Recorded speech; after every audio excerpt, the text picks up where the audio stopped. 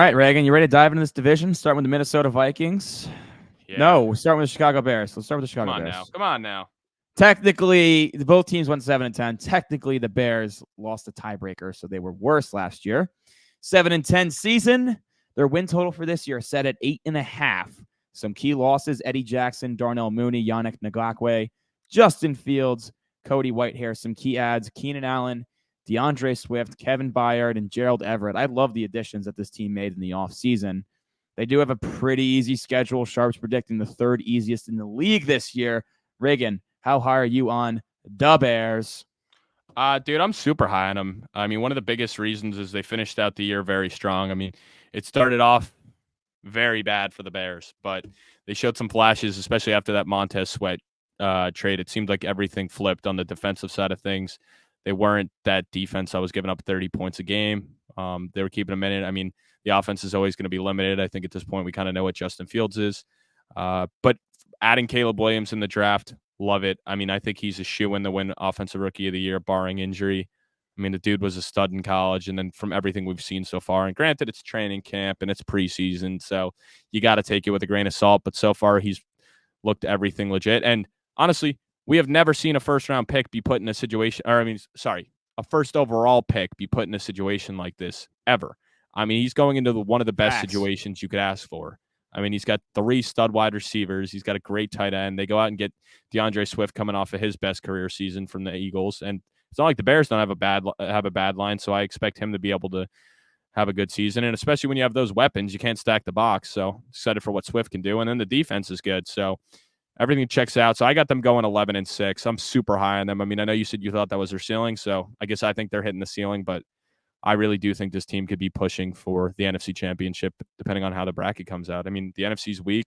A lot of these teams have proven that they're not, choke come playoff time outside of the 49ers. And obviously the Lions showed out a lot last year, but you play the Lions twice in the regular season. So the team's going to find out a lot during the regular season and adjust. And we've seen it before. Mark Sanchez was able to bring the Jets to the AFC Championship in his rookie year. So I could see Caleb doing it to the NFC Championship. So 11-6. That'd be crazy. I got 10-7, Reagan, similar wavelength. This offensive line is actually good. It was weird, though. Like, they allowed 50 sacks last year, and they played the easiest schedule of opposing defenses. But Fields being gone should help that a lot because that dude held the ball so long, he couldn't read a defense. And a lot of those sacks were on him because, according to ESPN, 5th in their pass block win rate, and they were 2nd in the run block win rate as a young offensive line unit. So that is a positive. And Caleb Williams stepping in there, even as a rookie, will be better than Justin Fields and getting the ball out. But also, we've seen him already in preseason be able to avoid sacks and run around and create behind the line of scrimmage outside the pocket, which is that ability that separates quarterbacks, Mahomes-esque, if you want to say. Caleb Williams will improve in that regard. He's not taking 50 sacks this year, I don't believe. They're also projected to face the easiest schedule of defense and pass defenses in 2024. So I think Caleb and this wide receiver trio are going to eat if he does live up to his draft status, which I believe he will. But, like you said, Reagan, he is definitely the favorite for Offensive Rookie of the Year. I like Swift. He's solid. The Eagles have a better offensive line than Chicago had. His career high, 1,049 rushing yards last year. Only had 6 touchdowns, but granted, Jalen Hurts snaked a lot of those. But he's definitely an upgrade over what they had last year in the backfield. Komet has started every game in the last 3 years, top 500 yards in all 3, a great safety blanket, solid all-around tight end. So I like him in there as well. And I mentioned earlier, DJ Moore had 1,364 yards last year and 8 touchdowns with Justin Fields. And now I understand Keenan Allen and Rome Odunze are there, so maybe he doesn't replicate that like statistically on the stat sheet, but he's an absolute stud. Should be Caleb Williams' go-to guy his rookie year. Defensively, now this was a weird thing I saw.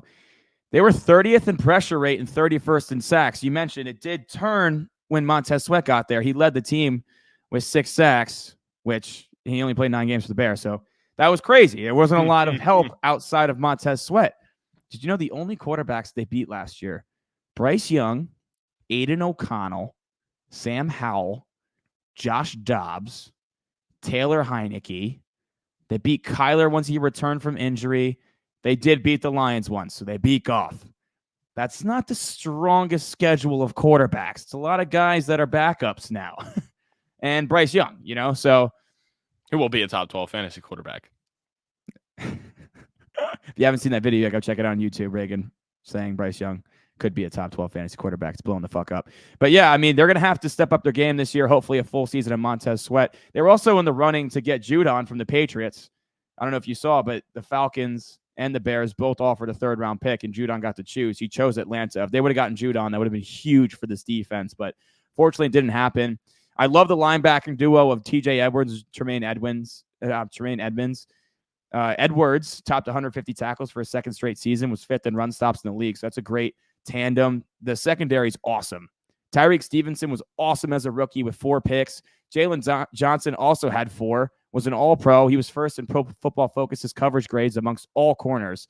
Really was a stud. Kyler Gordon, second-round player out of Washington, also had a big step forward last season. And Jaquan Brisker, who they took out of Penn State, the safety, a couple years back, was the 4th best safety against the run, according to PFF. So this secondary is young, and I absolutely love it. So that kind of takes some pressure off the guys up front. Gervon Dexter, have to mention him, former Gator. He was pretty good last year. 2.5 sacks in the interior, but a really good pressure rate. So I'm hoping he takes a step forward, be really big for this front. But yeah, I mean, this Bears team, the offense should be good. The defense will be better, especially with that secondary, because it seems like all those guys have not even entered their prime yet outside of Jalen Johnson. They just keep getting better and better. This is a fun team. The Bears have been in turmoil at the quarterback position for such a long time. They finally got their guy in Caleb Williams. I'm just a little bit worried about the coaching staff, but ultimately this team looks pretty damn good on paper, and they should make a run in the NFC with the 3rd easiest schedule. Yeah, and I mean, them getting Troy Taylor too. I mean, the best punter in college last year, underrated move because, I mean, people don't really give special teams enough credit. But if you have a punter that's a boomer and can just really pin him back, that's a game changer. So I'm gonna say that's an underrated move. I mean, the only thing with taking a Dunze, I mean, obviously the dude's gonna probably be a stud, but that pick was questioned a little bit because obviously there were a lot more holes on the defense, and at that point, not one defensive player was taken, so they had their choice of picks. But I guess they knew. I mean, and as a Jet fan, I know we were going to take them at 10, so I'm kind of pissed about that, a little salty. But I was a little shocked that they didn't go a defensive player just because that's where they have more issues right now. And obviously, they had their choice of guys. Yeah, I was surprised too. I ended up thinking they were going to take Olu Fashanu because that was Caleb's tackle in high school. So I thought they could have made a strong offensive line unit even better and getting Caleb's guy. But they were set on Rome Odunze. They got him. And you definitely could have made the argument that you got Byron Murphy or Dallas Turner or Latu to add another pass rusher across from Sweat. It's clear that they are trying to still add that guy. I don't know. It seems like they're not going to get it done before the season, but I think that's their biggest weakness right now as a team. Who is your MVP for the Chicago Bears? I want to say quickly, shout out Muddy. He went to college with Olu and Caleb Williams, and he was texting with Caleb Williams when he got drafted. Congratulated him. So, wait, went to high school with them? Yeah, he went to high school with them. I thought I showed you that. He was showing me that he was texting him, congratulating him when he got drafted. He didn't know Olu, but same high school, like you said. So maybe Muddy's connection with Caleb gets us an interview. You never know. Hey, yeah, come on, Muddy. We want. I think he said he was like he's obviously a little bit younger than all of us. I think he was like a camp counselor for him or something back in the day. But so he's a good dude. And from everything I heard, Caleb Williams is a down to earth type of guy. So we'll see what happens. Sweet. Who's your MVP for the Bears? Well,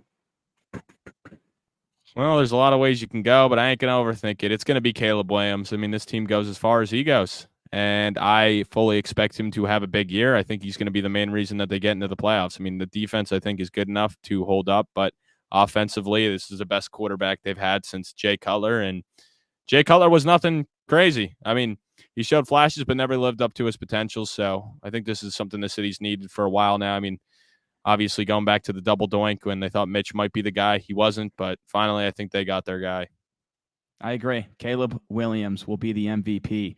Could throw for over 30 touchdowns as a rookie, 4,000 yards, add some juice on the ground as well. Caleb Williams, the MVP, which also means he's the rookie of the year. Don't have to go into that one. Your X factor for the Chicago Bears. Yeah, it's Montez Sweat, a guy they traded for at the deadline last year, gave him the contract. Obviously, you said he had 6 sacks once he joined the Bears, but he needs to be up to that double-digit level, pushing 15 to be the X factor, and I think he can do it. I mean, they really need to get pressure from the outside. I mean, it's kind of hilarious and just embarrassing at the same time that you trade for a guy midseason and he still leads the team in sacks. So what does that tell you? So he's got to be the X factor. If they can't get pressure, it's going to be a long season on the defense. I mean, that secondary is great, but it doesn't matter if the quarterback's got 5 to 6 seconds to sit in the pocket and pick you apart. So I like that. That's a good pick. I believe last year was his first year eclipsing double-digit sacks, so he's going to have to stay on that trajectory. Yeah, last year he had 12 and a half, which was good. Before that, he had 8, 5, 9, and 7. So he needs to stay on that trajectory. That's a good pick. I went with Shane Waldron in part of what I heard JSN say, and it seems like they weren't in love with him as the offensive coordinator in Seattle. DK Metcalf didn't have as productive of a season. Geno Smith took a big step back. Now, is that on Waldron or losing their OC from the year prior? I don't know, but I want to see Shane Waldron work with Caleb Williams and get his guys involved. And hopefully, I mean, they have the talent to be a high-powered offense. It's on his shoulders to lead Caleb in this charge to get it done. So I'm going to go with Shane Waldron. Depoy for you. Are you going to Sweat? You going back to the well? No, I'm going Jalen Johnson. I mean, he's the all-pro there. I mean, as good as I think Sweat can be, I don't know if he's going to eclipse that all-pro ceiling. Just too many better pass rushers out there. Well, we know Jalen Johnson's top 3, top 2. You can even make a case for the best corner in the league. So he's my Depoy. Yeah, no arguments from me. Drought, get your ass in here. What is your Drock's lock for the Bears? Drock's got a pretty square one, but I think it makes some sense to Drought. Okay, here we're going to go Caleb Williams, offensive rookie of the year. I mean, if it ain't Malik Neighbors, it's going to be Caleb. Drought does have 250 on Malik already. Yes, he just put more on it. But if you're going to have a guy that's probably going to be a little above average, it's probably going to mostly go to a quarterback for offensive rookie of the year. And if that doesn't make sense, then you haven't watched football before, because that's usually what freaking happens. So, yes, Caleb Williams plus 135. Slam it. Unfortunately. Wow, plus 135. Good for you, man. You're gonna make 30 or 0.35 units after that hits. That's awesome, because you could use your winnings from the Caleb bet to basically hedge out all the money you threw on Neighbors. That's awesome. Happy for you. Yeah, I mean, that's a good pick. It's a good pick. No, it is a solid pick. I think it's a lock. I mean, Plus as long as he money. doesn't get injured, I don't know how he doesn't win. And also, me and Dave were talking about it the other day, actually in person, crazy enough. But I mean, just look at the other, look at the NBA. Wembanyama, first overall, he won it. Paul Skeens, while now it's become interesting for him winning with Jackson Merrill kind of emerging and Skeens struggling a little bit lately, you assume he's going to hold on and win it, first overall pick. So I'm just don't overthink it. Just take and Connor Bedard as well. I mean, it's a hockey as well. It's the year of the number 1 overall picks. That's what I'm saying. Don't overthink it. Just go with the trends. I mean, come on now. It just has to be. They want their faces. They want these guys. They go 1. They're the face of the league, and they reward the face of the league with the Rookie of the Year trophy. So I'm not overthinking it. Unfortunately, I don't even think they drafted a defensive player, so I guess we're going to see an undrafted player win the Defensive Rookie of the Year, because got to keep that to 3 years in a row of the offense and defensive rookie being on the same team. Yeah, I mean, and when you look around the other guys, we saw last year Stroud won it, even though Puka Nacua set the receiving yard record for a rookie. When you have a quarterback, they're going to get the nod unless it's a really bad quarterback class. But this is a really good quarterback class, but Caleb is clearly set up for the best success. Jaden Daniels in Washington, team that should struggle. Drake May in New England, a team that should struggle. Michael Penix is not even going to play. J.J. McCarthy's out for the season. And then it's Bo Nix, which, yeah, he looks good, but that Denver team should struggle. So Caleb is set up to get it, even if Marvin Harrison Jr. or Malik Neighbors break the receiving yard record that Puka set last year. It's or Malachi Corley. It's going to be really difficult to unseat the quarterback and the number 1 overall pick in Caleb Williams. I'm not even overthinking it. I mean, I'm a degenerate. I love to gamble. We all do here. But to me, on Caleb, I'm not going to bother throwing it because, I guess I'm a little greedy, but I don't like the odds. I mean, it's nice it's plus money, but I'm not going to a big future like that, I'm probably not going to take while I think he wins it. And then I just don't even see a point in sprinkling on the other guys because I just think Caleb's such a lock to do it. So this is one I'm staying away with. But I do agree with Dave that he's going to win it here. I don't know. This seems like the most locked up an award's been going into a season in a while for like the offensive rookie of the year. Like I really just don't see any other competition besides maybe Jaden Daniels, just because of the fact that we know he's going to play all 17 games. And if he does somehow sneak Washington into the playoffs, like we saw with Robert Griffin Jr. years ago, then he makes a case for it. But we both think it's going to be a playoff team. So it's hard to see a guy that gets his team into the playoffs not being the offensive rookie of the year.